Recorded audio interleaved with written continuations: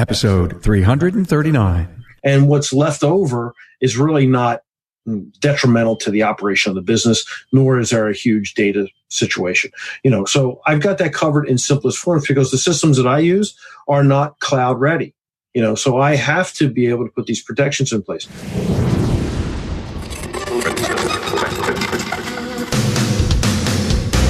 Welcome, Aftermarketers, to Remarkable Results Radio. Listen to learn just one thing from today's episode on your journey to remarkable results.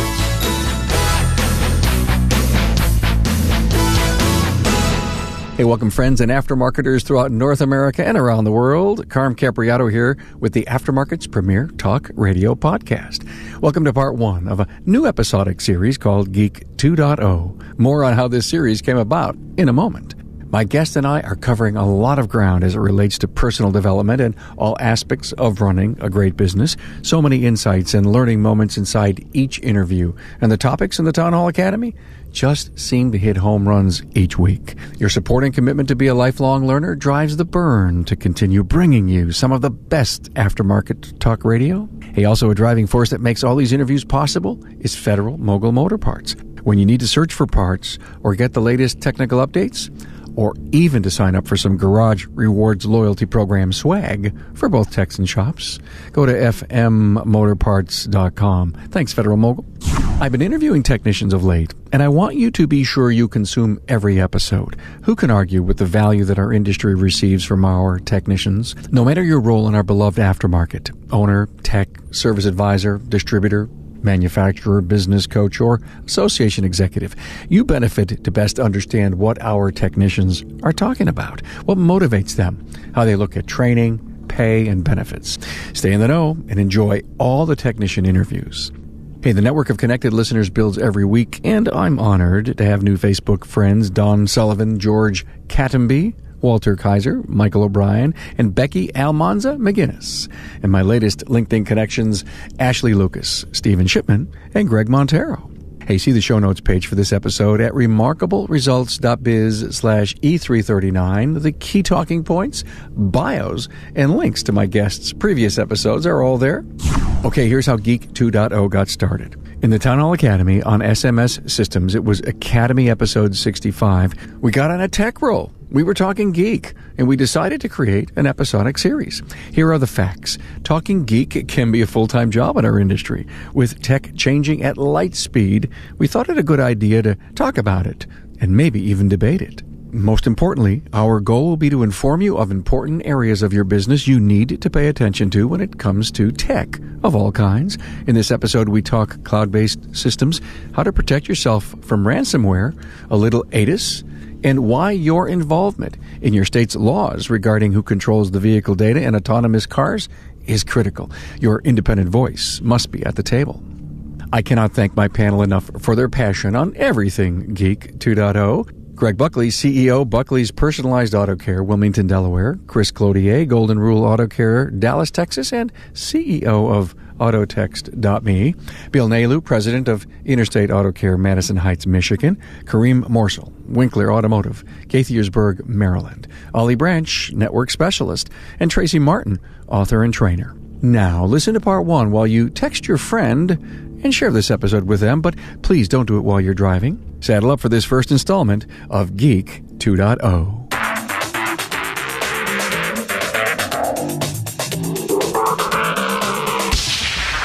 Hey, a warm welcome to our first Geek 2.0 part one. Oh my God, how exciting this is. Greg Buckley, CEO, Buckley's Personalized Auto Care, Wilmington, Delaware. How are you guys? Hey, Greg. Chris Cloutier, Golden Rule Auto Care, Dallas, Texas, and the CEO of Autotext.me. Hello, Karim. Hey, Chris. Bill Nalu, President, Interstate Auto Care, Madison Heights, Michigan. Hi, Karim. Karim Morsil from Winkler's Automotive, Gaithersburg, Maryland. Hello, Karim. Ollie Branche, Network Specialist. Hello, all. And Tracy Martin, author and trainer. Hi, everybody. So let me take somebody back just a little bit ago. It was the Academy episode 65. We got together, a few of us, and it was Greg, it was Bill, it was Karim, it was Chris, and we were talking about the value of your SMS data, who controls it. And by the end of that, it got loose and it got great. It was really a classic. It's going to be a classic episode. And we started to talk about, well, we need to get together again and really take this to another level. And I don't know who it was. I think it was you, Bill. You said we should call this Geek 2.0. So instead of just letting the idea float in the air, I said, let's do this. And you all kind of agreed and came back. And we added Ollie and we added Tracy. And we're going to talk about the stuff that's really critical and really important for automotive aftermarket professionals to kind of keep touch with tech, because tech is moving at the speed of life. And Karim, you've got some network background. Ollie's a network specialist. Chris, you're deep in the deep end of the pool when it comes to tech. Tracy, you've written tons of great articles on it. And Greg, you stay so on the cutting edge in the application side of it. And Bill, here you're a practical use of technology. Every time you look at something, you say, how does this relate to security and value in the tech world? So, Chris, I'm going to, go to you first and open the inaugural Geek 2.0 Part 1 for us. Well, I appreciate that, Karim. And once again, thanks everybody for joining. Yes, thank you for the applause. Excellent. So my first topic that I'd like to bring up is cloud-based systems and the positives and negatives of cloud-based systems. I know we're hearing this more and more and more as technology evolves.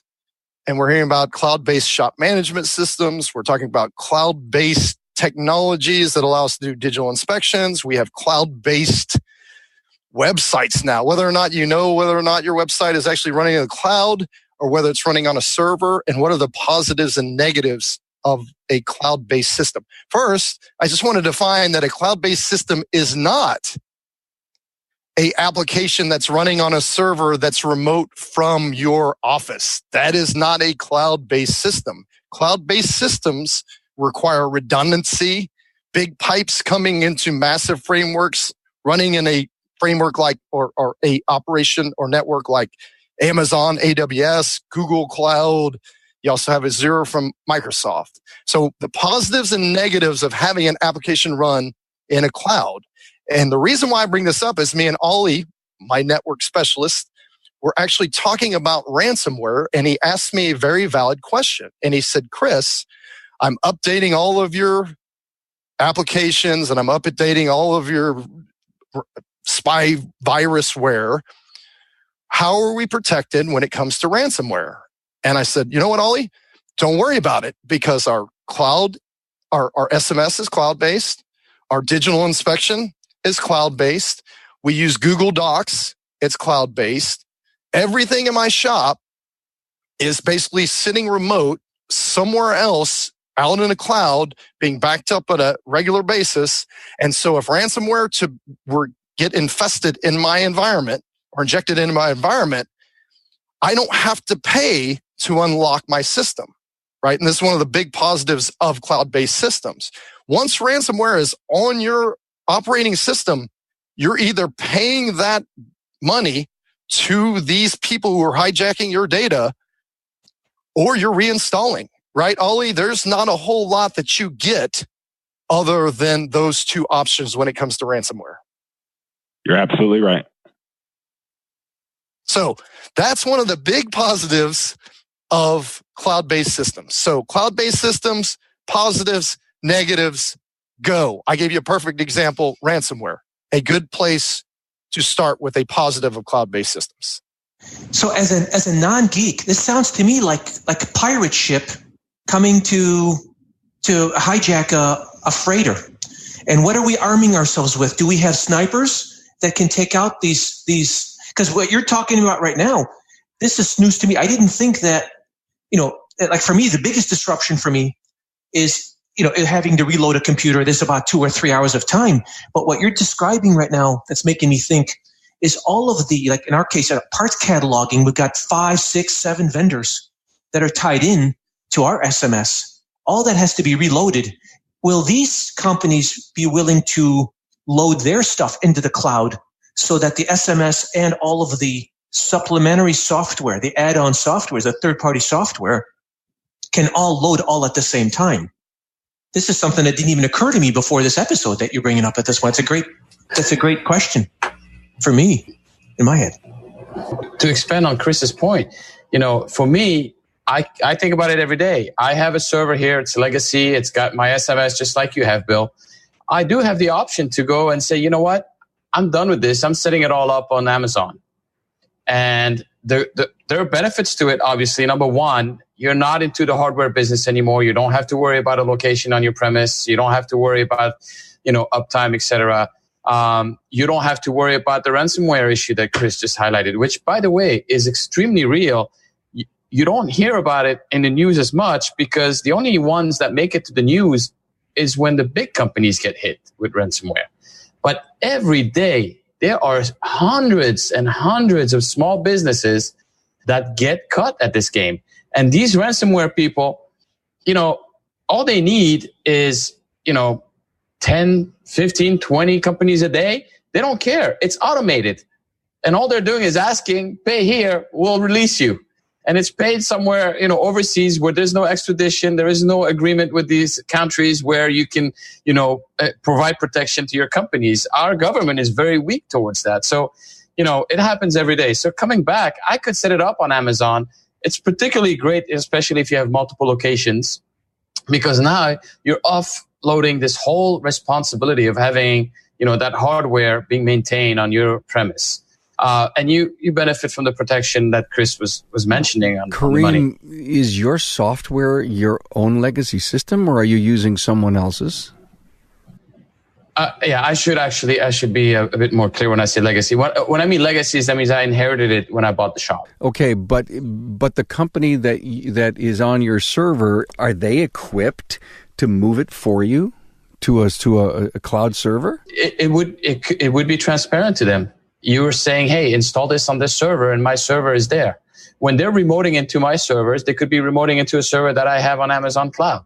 Yeah. So now there's a couple of nuances we have to watch out for because, and Chris can elaborate more on this because he is doing it, but you've got to make sure that the architecture of the software will take advantage of being in the cloud, which is a bit different than an actual physical server in your location. But, when we call it spinning up a server, when you spin up a Windows-based server on the cloud, you've got pretty much 90% of the functionality that you get if you had it sitting next to you under your desk. Yeah, you would have to look at licensing. One would be an issue, right? Because you're going to have so a cloud-based system, and part of the power of the cloud is the ability to grow and shrink based off of loads, right? So the whole idea is you can spin up, like you said, other instances of this software. So as you get more requests coming in and as more traffic. So imagine it as a highway, right, that expands and shrinks based off of the number of cars that come in, right? Which is somewhat true because now we're talking about bandwidth, but I'm trying to apply the same thing of growing servers and shrinking servers when it comes to highways, right? But you have to have that ability. If in order for Karim to be able to spin up multiple instances of his shop management system, he would have to get multiple licenses, and it's not going to be as easy as a truly cloud-based. Yeah, that concerned me. I wouldn't want anybody who's listening to rush out and say, I'm going to do this. There's got to be steps to follow. Okay, I got that. Sure. No, number two, as part of what you just said, do we know anybody, a shop owner, who's been held ransom? I actually know out of my 20 group, I know 3 shops. Now, there's several hundred in this 20 group because there's several, but 3 shops and a couple more multi-shop operations that were held. They had no option. Pay the bills, what they had to do. Any idea the amount? I don't know the amount. I couldn't tell you. So we're paying these people? We actually negotiate with these pirates? No, you don't negotiate. You pay. You pay. Yep. You pay. I had an incident where this was maybe 3 or 4 years ago that I did have an attack, and it was a very subtle one. But again, they wanted to have me pay, and I just said, you know what, no. And I went, and it was a good time to go buy a new box, and I had everything backed up. I simply just said, you know what, forget it. Everything was backed up to that day, and I went out, bought a new machine, got everything. Then I loaded up, and boom, it was fine. Did I like doing that? No. Is it a scare? Was it a scare? Yes. So here's the thing that I'm thinking of. All of us here on this panel today understand what depths that hackers and those types will go after. What I see as a problem is we have other shop owners who may not even want to do this. They might not want to prepare for it. It's not in their zone at the moment. They're trying to just survive for the next day. They haven't even wrote a work order on a computer yet. They still may be using pen and pencil. These are all complications that will just, take years to get over. So what tips can we offer to the shop owner in just basic form and to get them to start the path down or the path up to protection? That's a question I'm asking. Well, when you're describing that, Greg, why is it not as simple as just reloading all the software? Wipe out the hard drive, start from the beginning. Well, I think that was what I did. I said I wasn't going to pay anybody. I knew that I keep nothing on my machines that is that valuable. All of my documents and all of the important things are definitely cloud-based. I use Google Docs. Yeah. So, and I back up religiously once, possibly twice a day before I leave the end of the night. So I know that I'm somewhat secure, and what's left over is really not detrimental to the operation of the business, nor is there a huge data situation. So I've got that covered in simplest forms because the systems that I use are not cloud ready. So I have to be able to put these protections in place. But for the shop owner that doesn't even back up, how do we emphasize the fact that, listen, put the stick in the USB port, just program it, just go ahead and get this done? Should our vendors be, the software vendors be emphasizing that a little bit more? Should we as a profession start to tell our colleagues, listen, guys, man, it's like, we can give all kinds of examples of what this type of protection is like, but, we have to start to think, all right, and we go down to the lowest level. And I don't mean that disrespectfully, but you've got the Homer Simpson rule. Keep it simple. What do we need to do to tell people, look, stop the chances, lower the risk. And then if it does happen, you can survive. The last thing that you want to hear is, you know what, I didn't back up for a whole month and they took all my data or they hijacked all my data. You've got 30 days, 31 days of financials that you're going to have to somehow be accountable for. And you all know that you can't, it's very hard to recreate. In fact, most wouldn't even do it. They would just take an assumption and go forward. That's the issue that I see. The other thing that I struggle with here is I have QuickBooks, for the accounting side, and I use back office and we integrate real well. Well, do you know that it took me forever to try to have my accountant sign off on QuickBooks Online?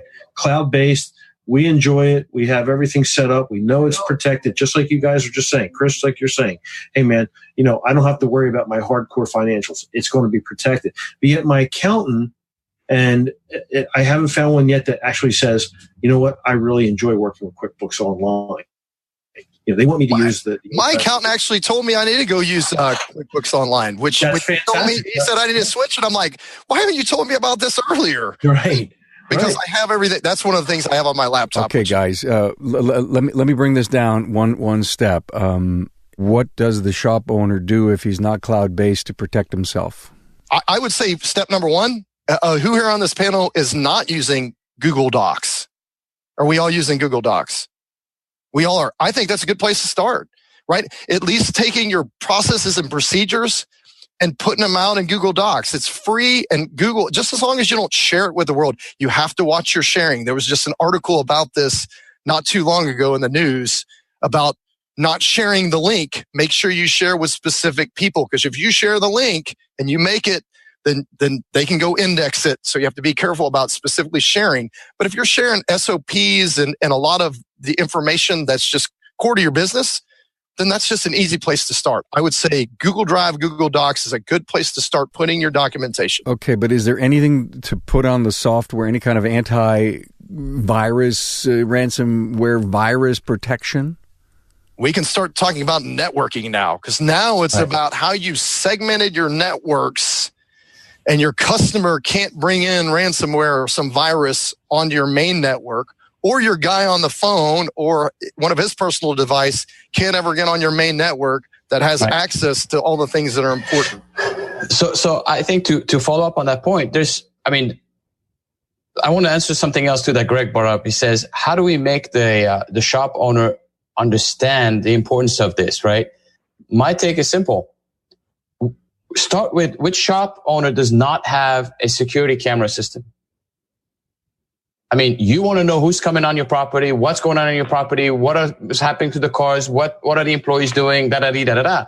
It's the same thing with your data and network. You want to know what's going on. You want to be able to have triggers, reports sent to you, emails saying, hey, somebody's is pinging these different ports, which is equal to doors, right? Imagine you're careful about which bays are open and closed, which back doors are open and closed. Well, a port on your router is the same thing. It's a door inside your business. So I think that's one way to get to the shop owner, to make him understand that this is just another way into your business. And then to go further, what Chris is pointing out to, the number one way that networks are vulnerable, there's two places. One is the router, which is where the traffic comes in and out from the internet into your internal network. The other way is your employees plugging in USB, gadgets in their, laptops, desktop, whatever it is. There are ways that you can actually disable these ports and make it a network policy on any computer that you put on your network. It will inherit a policy that says, you know what, USB ports disabled. Because that is the number one way that viruses get into the network and, all these ransomware, utilities. So that's what you have to be careful about. And then I would say to like Craig said, back up multiple times a day. You can do it at lunchtime when activity is lower. You can do it in the middle of the afternoon. You can do it early in the evening. You can do mid-morning. You got 4 or 5 opportunities to back up and back it off of your network. Again, use the cloud. Google Doc is what Chris mentioned. You can back up to Amazon. You can back up to, any place on a network. And I think maybe what we could do is share some of that information on how to do these things. Whether it's a service you buy in, like many people will have Norton. Norton has an offline, backup in the cloud solution. Is it money well spent? Well, I will say that if it happens to you and you got a ransom to pay, and on top of that, you don't want to pay the ransom, but you've got the time to pay and the hardware to buy to create your new setup again, that $50, $100 a year or a month, whatever it is going to be money well spent. I'm talking with Jonathan Cicchelli, a technical product specialist with Federal Mogul Motor Parts. Now, you're visiting shops every day, so when you put product in the hands of the technicians and service advisors, what are they saying? Going back to Federal Mogul's long-term presence in the industry, they already know the product, and some of them we don't have to say much about. It's the newer product, the latest innovations that we come out with that just blow people away. So, Jonathan, you take that brand new OEX pad and you put it into the hands of a technician. What happens? They look at it and are kind of speechless for a couple seconds, and they just can't deny that it's an awesome-looking product, and they can't deny that it's going to work fantastic on their vehicles. Now, another phenomenal product line that is just one of the most iconic brands in the entire industry is Moog. Now, there's a lot going on with Moog. The newest thing with Moog is going to be, I think, the most important thing to the shops is the newer design ball joint that we created, and that was off of technicians' responses to boot design. That's that compression-loaded ball joint with the pre-installed integral dust boot? Absolutely. And as soon as I pull that out of a box and show a technician or a shop owner, they just were like, this is amazing. So, Jonathan, would you say that you're a champion for Federal Mogul Motor Parts and all the premium products? Absolutely. And a champion for all the training. I'm very big on training. I've always been in training since I've been in the professional field. So just to come back and support on the other end has just been an awesome experience. Federal Mogul Motor Parts' Garage Gurus is your go-to source for the vehicle training, technology, and answers you need to keep your next job on track. On-site, online, or on demand, the Gurus are here to help keep your business and your career on the road to success. Visit fmgarageguru.com. Let me be a naysayer. We hear every once in a while that these big corporations get hijacked somehow. Are you guys confident that these off-site big cloud-based servers are going to be secure? That is the number one con with cloud. That is the number one con, because you don't know. Mm-hmm. In May, anybody can be hacked. Tracy? Yeah, in May of 2017, when that WannaCry ransomware was out, it affected Honda, Renault, and Nissan in countries all over the world, and they had to shut production lines down until they either paid or fixed it. No one knows what they did because, of course, they're not saying. But, I mean, it really had a significant impact on them. Doesn't really have anything to do with us, but it is automotive, and it shows you that even a big company, like Nissan, that has a whole IT department, is still subject to getting stuck with this. The number one defense against ransomware is backup. Just have to have backup. That's going to be your number one defense against ransomware is backup. Yeah, there's things in my head that are popping in, like, what is to stop a terrorist or terrorists from going into a hospital, shutting down their network, and now instead of money being on the line, now we got literally people's lives on the line. Welcome to cyber warfare. Yeah. It's a true reality. Yeah. I agree. We're having it right now with the U.S. is in it right now. I mean, we're all in the world in cyber warfare. So here's my thought, Karim, is it depends on the data you're storing. We talked about this last time. Don't store credit card data. Not at all. Don't touch it. Don't store it in your Google Docs. Do not store it in your safe. Don't stay away from that data. Because if I'm a hacker, what am I going to look for? I'm going to look for social security cards. I'm going to look for driver's license numbers. I'm going to look for credit cards. So what data are you storing on your system, your cloud? And make sure that any of that data is not data that's going to get you in a lot of hot water. That would be my first defense, right? Don't store stuff that you don't need to be storing. And I want to add. Go ahead, Karim. I'm sorry. I wanted to add to Chris. By the way, we're talking about ransomware, but there's a more dangerous form, which is the guy who's in your network. You don't know anything about it. He's or she's taking the data. In this case, Chris was saying, don't store credit card numbers. If you have credit card numbers stored because you want to be nice to your customer and you're just taking it and you're going to process it offline, whatever, that data is going to be sold on the dark web. You won't know about it. You will not know about it. And this could be going on and on and on and on for a while until, somebody finds out that you're the source. Yeah. So, you've got to be very careful about what you store, to Chris's point, and just, close down. If somebody really wants to get into your network and they'll spend enough money and time, the odds are they will get in. But there are safeguards that we can put towards, making it more difficult, changing your passwords often. There's a lot of things that we can do as shop owners to at least buy yourself some time. But to Ollie's point, just back it all up, because no matter what, you're going to lose some data. You're going to lose some data if you have to do that. So, Karim, I've got a question for you techies. Is there an audit device, whether it's software, hardware, some hybrid of this, that will even maybe Google or Amazon, before they start storing stuff in the cloud, maybe is there some industry consensus that they might do audits for people who are paying for storage? Maybe it's freeware through Amazon, through Google, where they would do an audit of your network infrastructure. Is there such a thing in play? Yeah, you should be not aware. Every quarter, right? You have to do. Should be doing it through PCI. Your PCI. But that's just, to me, that doesn't seem like. I mean, we do it and we are always in compliance, but that just doesn't seem like a very high bar to cross. We've never found any malware or anything. That PCI compliance test doesn't seem to be very comprehensive, should I say?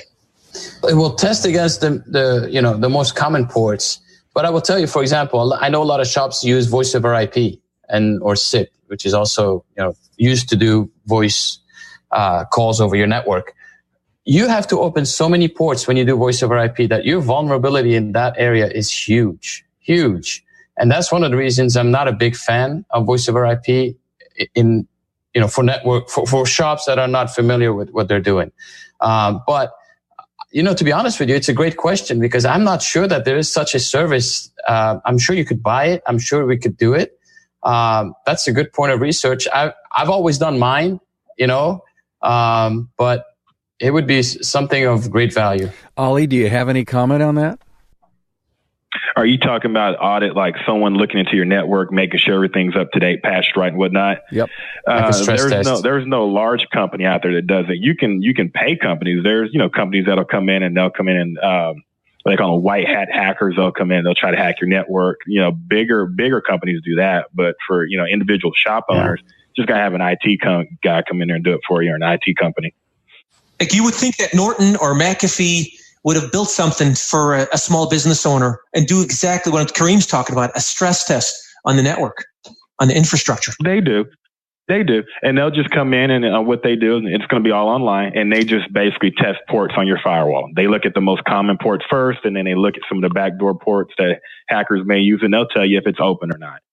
But that's kind of a generic, port scan test. This leads me into a question. Going back to educating and knowledge, is there a time or a date that we should replace our hardware? Every 2 years? Hardware, you talking computers? You talking firewalls? Everything. I mean, is there like a date and time that says, you know what, guys, technology is going to eclipse? We know the speed of technology is going to eclipse, the next day. But let's say that I have a 3-year-old box, right? Or I'm using. Is there a reason to advance your technology, to update it, to make it more protective against hackers? We're not talking software here, but these are things that some of the guys can do. Like I know the guys in the classes I would hold, guys would walk in with 10-year-old laptops and nothing about it, no firewall, no nothing. And you say, all right, well, don't you think you can get to year 2007? You're at 2000. How about 2007? Just to get them up to speed a little bit. So, we got the software side. We all know about the perils of that. But again, we go back to, hey, man, they're just they're just getting out of writing with pen and pencil or pen and paper. Now our hardware's got to be up to date. Is there something we could suggest?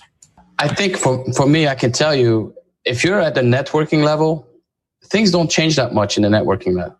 So, I mean, besides now going into to different, IP addressing schemes because we're running out of IP addresses, right? And making sure your routers and your switches are capable of dealing with these two. But this standard has been out there for at least a decade. So I'm one of these people, Greg. I have a 10-year-old. What I like to do is buy top of the line hardware at the time I'm buying it. And then I know it's going to last for what I need it for. But a lot of times your need to change hardware is really dictated by the software makers. And so, you in the case of Windows, very simple, they're going to drop, support on certain version of, of Windows, then you don't have much of a choice. And a lot of times the software makers who are basing their software on the various Windows versions that are out there will follow suit and say, listen, we're not going to support you if you're running this on such and such. So, but for me, we've entered the age long ago, which is software over hardware. So, if you've got a decent hardware, really it's an upgrade in software that's going to enhance how the CPU is used, the RAM's used, whatever it is that's being used on the hardware. But unless your software is written to a chip in your hardware that is not upgradable,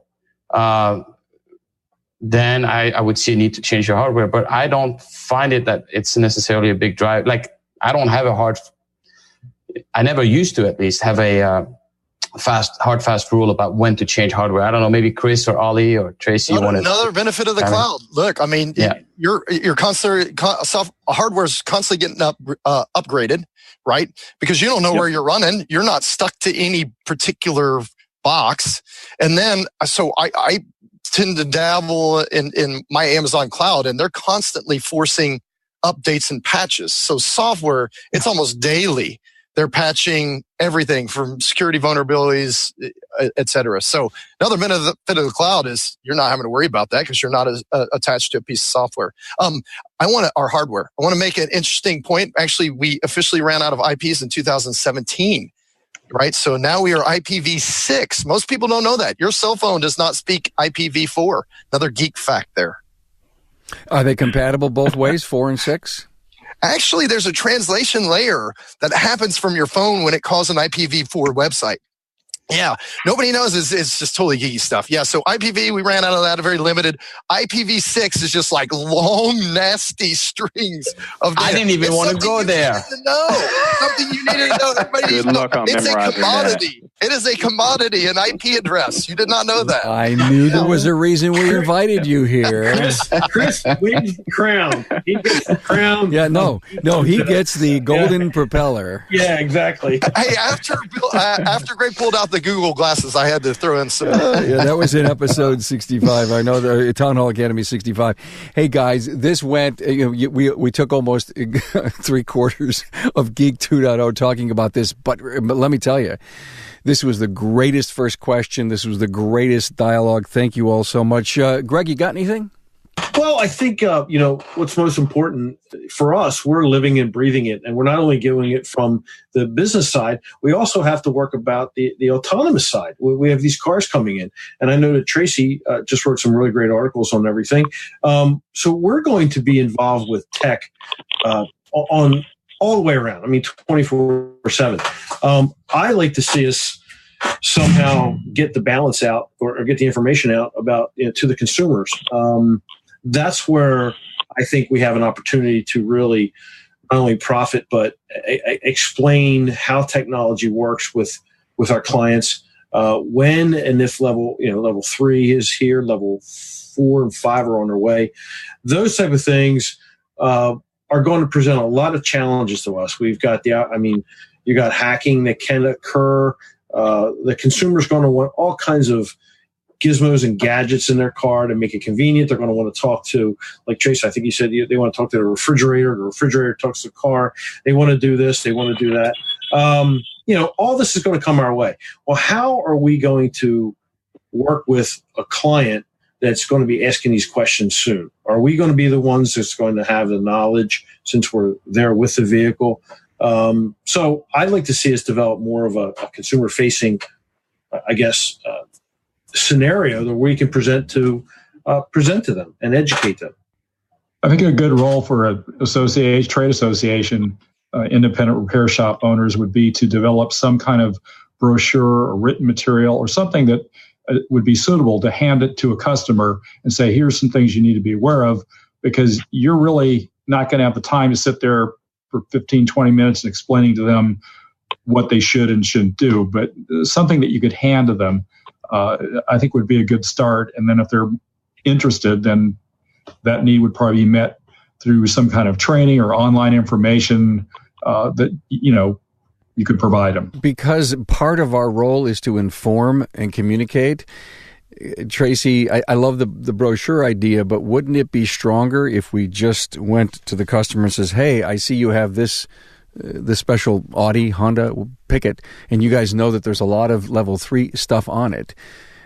Hey, you know how your car works? You know all the really cool things that's going on with it. Now, it forces you guys to learn how all that stuff works, but have you experienced this yet? Do you know what happens with the wheel? We should be, I think to your point, Greg, we should be, as an independent aftermarket, bringing our customers in saying, hey, we know and we get this stuff. So if anything starts happening someday down the road out of warranty, remember where you got all this great stuff from. Yeah, I think, personally, nationally, we're seeing the driving age increase. We're having seniors who are having a very difficult time getting acclimated to new technology. All your pillars are different now. You can't see. You have to rely on the camera in order to see out back. These are all huge, huge situations where the older drivers aren't able to get acclimated or even compensate for what the car is doing. There's a mismatch. The car is we could say smarter than the driver, that's for sure. But at some point, there's going to have to be this interaction, and the driver's going to have to be aware of how that car is going to react. And that's a bridge where I don't know how long that'll take, but I do believe, I'm a firm believer that that is an area that we can excel at. It just takes a different model possibly. But I believe that technology is going to be I think the autonomous side is going to be great for the economy. It's just going to be huge technology that's going to have to be explained to the average motorist. So, right. Yeah. I'd like to add something though, because I think, I always say before you can teach someone something, you got to understand it yourself. And I think right now as shop owners, we have to be and get ready for what's coming down the pike. I don't know if you've seen it. Intel had a very great info. I forgot what they call these. Basically, a poster that shows how much data is being generated by the next generation car. We're talking terabytes per day. As a shop owner who's going to have to fix those cars, what subset of that data am I looking at and am I looking for so that I can diagnose what the issue is on the car? Number one. Number two, we have got to be ready as shop owners to start the dialogue, because there's another big issue that's going on around, which is, access to data, the right to data as a consumer. We need to make sure that this is enforced, because right now the battle that's going on with car manufacturers and dealerships right underneath that is that we as independent shop owners don't have the wherewithal to understand what it's like to work on these cars, because we can't even get our own networks up in snuff. And I think if we don't take that bull by the horn and stay on top of that, stay ahead of the curve, and then also demonstrate to these car manufacturers, to the legislators, that we are fully capable of handling the data for diagnostic purposes to further the benefits to the consumer, to have a choice as to where to bring their car for fixing. I think we got to be very careful about this, because this is one of those cars that's being played right now, but I don't know, and I'm, again, maybe I'm wrong, but I don't know that many of us in the independent, market are really involved in those discussions and making sure that we're able to say, hey, we can do this. Good point. And I'll tell you what, just yesterday, I requested permission to join the Autonomous Council here in Delaware. And there's 19 spots that were picked by the governor. They left the independent side out, and they brought in everybody else but us. And I don't blame them for that. I blame us for not having a loud voice enough to say, hey, wait a minute, we need representation here. We think it's very fair. So that's the argument I put forward in the email to request permission. There is here in Delaware, in Dover, on the 21st of June, there is a meeting that they're holding. And they're not announcing it. It's, but public is allowed to go there. So I am going to be there in full force, because I want to be part of this council. I think it's important to at least represent us as independent repair centers, to give them an idea of what it's like and what kind of network they need to build. Because if they don't include our voices and our locations and all that we can bring to the table, they're going to shortchange themselves, and they'll design something that doesn't include us, and that would be a real issue. Yeah. So I can recommend that if any of us here on the panel can go back to our groups and say, listen, find out where these councils are, find out who I need to talk to, get involved. Is it going to take some legwork and some time? Yes, Jesus, everybody knows if we want to go down this road. But I'm taking that stand. I'm going for it, and I want to be part of it. I think it's exciting, and I think we can do that. Yeah. Greg, not to make you jealous, but last year you and Karim were in my neck of the woods in Detroit, and Donnie had put together this incredible Connected Cars thing. Guess where I'm going tonight? Connected Cars 2.0. It's here locally. It's Donnie's in town. I heard that. I'm jealous. I am. And so I will be bringing. That's a great point. And how do we get a seat at the table? And so my challenge as a non-techie, you guys are the techies. I'm GM. I'm Ford. I'm Chrysler. Prove to me that you're more professional than what the stereotype is. And that is that you people don't even know how to shred. You have your garbage with customers' invoices. you throw them in a dumpster in the parking lot. Is that PCI compliant? Is that the professional way of us handling it? And so as a marketer, everything I do is to project to that customer a sense of professionalism. So when we take their invoices, any invoices that this is bringing it really, really down at the end of the show here, is we shred everything in front of that customer so they understand how serious we treat their identity, because their identity is infinitely more valuable than any vehicle that we could ever work on. You can replace the vehicle. How do you put together their identity after it's been compromised? And how in the world do you convince your insurance company that you are trustworthy and that when you get sued, is there a rider? Do you have a rider for when, not if, you're going to be compromised as a business? Well, this is, Bill, they're all great points. And this is one of the reasons why I want to step up and get involved in it, because I don't believe that we have, that we should get involved for the reasons of helping to design something that isn't here yet. And the last thing we want to do is come on the back end. We've all been down that road that, look, you want to make a change. It's incredibly hard to make a change once it's already established. What bothers me is that we know that we have the data issue, right? Well, in an autonomous vehicle, and maybe Tracy, you can add to this, but what information is going to be transferred from that vehicle on a day-to-day, minute-by-minute, second-by-second situation when you've got V2V, V2I, and all this stuff? Secondly, the inspection levels and inspection points. In Delaware, they just went to a new car for 7 years. 7 years. So if they get a bump and the camera goes out, right, on the autonomous vehicle, is that car going to be able to see correctly? You know, we put C. You know, if they want to put somebody in that vehicle and they go ahead in a car that isn't accurate, whose fault is it? And I know this could probably be a whole nother episode, but again, what I'm saying is that we're reaching a point that all of us here on this panel, all of the knowledge that we have needs to go to people who have to know what we go through and what is transpiring in our business today so that we can help build it. I really think that our voices at this juncture, and Donnie is, that man is amazing of what he's bringing to the table. But I think all of us here have to step up in little ways, tiny ways to get our voices out there. So that's my big push. And, if it's just myself, but I want everybody out there to get on some kind of panel with the government and put their voices out there. They're going to need us. They really will. I agree 100%. I gotta chime in on this. So I totally agree, and I like the whole idea of connected car and the whole idea of connected to everything.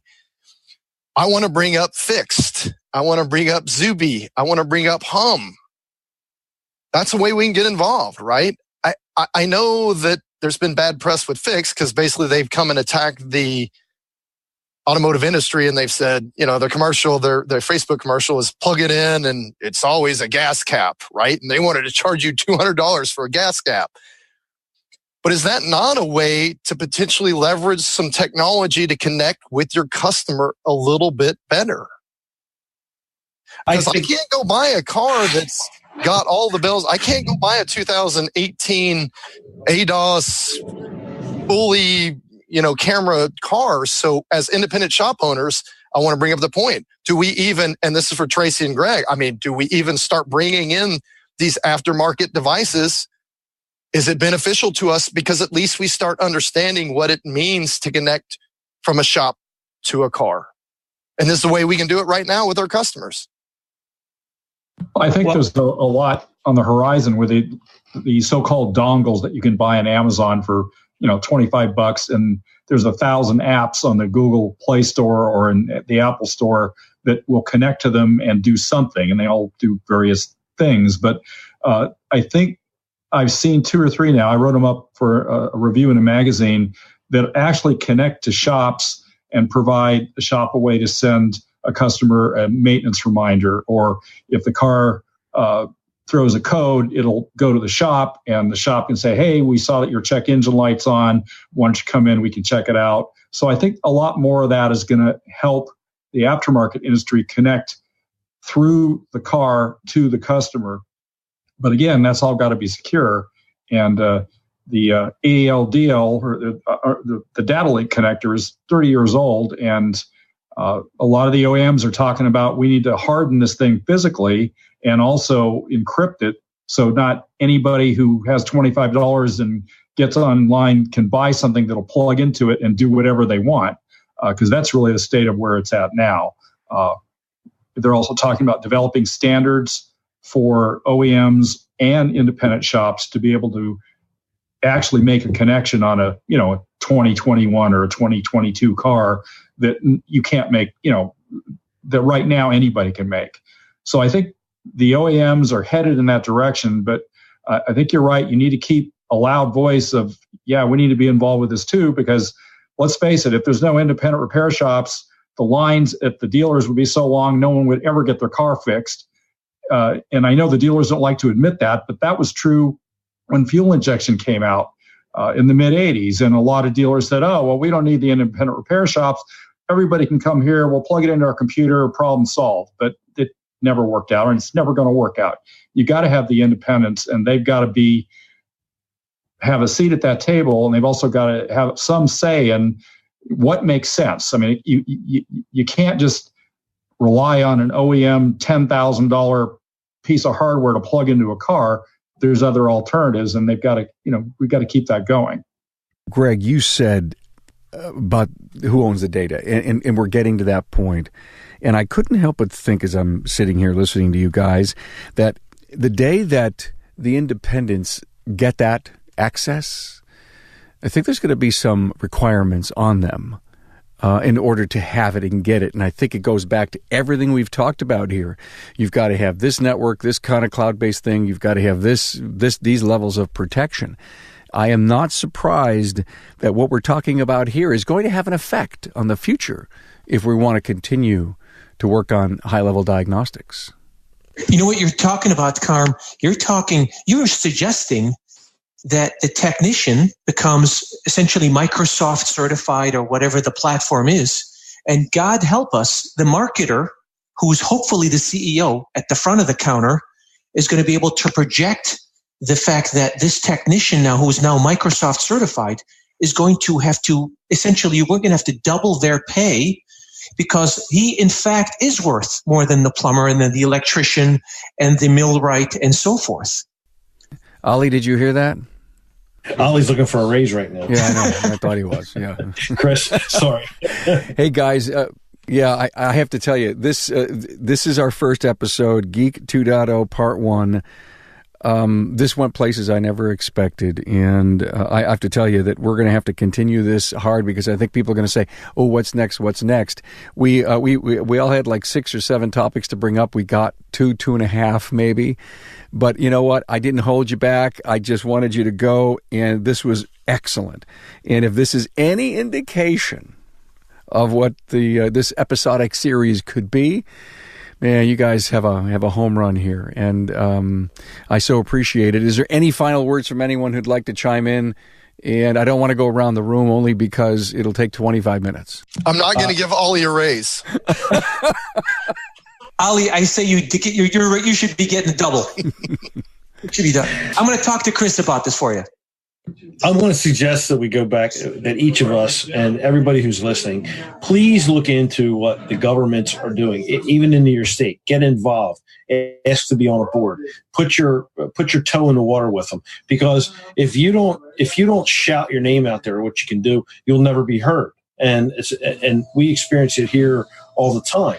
Don't let that happen. We can't afford to let that happen anymore. If the association that you belong to isn't quite able to do it, or they're not interested, and hopefully that's not the case, take it upon yourself. We need to all start having our own responsibility and be accountable for our own profession.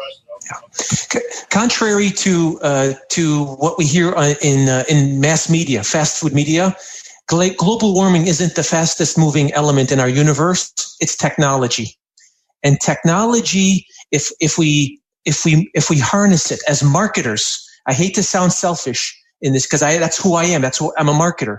If we can translate that to the consumer base, they'll pay us for whatever we think we deserve, and that's a big thing to say. What we believe we deserve. to make a decent living at this and have incredible people like the people on this panel grow this industry to its next heights.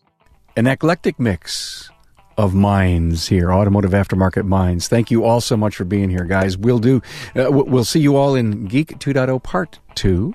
Thank you, Karim. Thanks, Karim. Thank you, everybody. Thank you, guys. Thanks, Karim. Thanks, everybody. Hi. All right. See you guys. Hey, thanks, Greg Buckley, CEO Buckley's Personalized Auto Care, Wilmington, Delaware. Chris Cloutier, Golden Rule Auto Care, Dallas, Texas, and CEO of Autotex.me. And Bill Nalu, President of Interstate Auto Care in Madison Heights, Michigan. Also, Karim Morsil, Winkler Automotive, Gaithersburg, Maryland. And Ollie Branche, Network Specialist. Also, Tracy Martin, author and trainer. Nice job, guys. Well done. And I'm looking forward to continue this series. Subscribe to your favorite podcast listening app or sign up for the show's newsletter so you do not miss one new episode release. Find the key talking points, bios, and links to my guests' previous episodes at remarkableresults.biz/E339. If you have any questions for the panel, send them to question@remarkableresults.biz, B-I-Z. Hey, thanks for letting the podcast be your think tank. We'll talk soon. Thanks for being on board to listen and learn from the premier Automotive Aftermarket podcast. Until next time.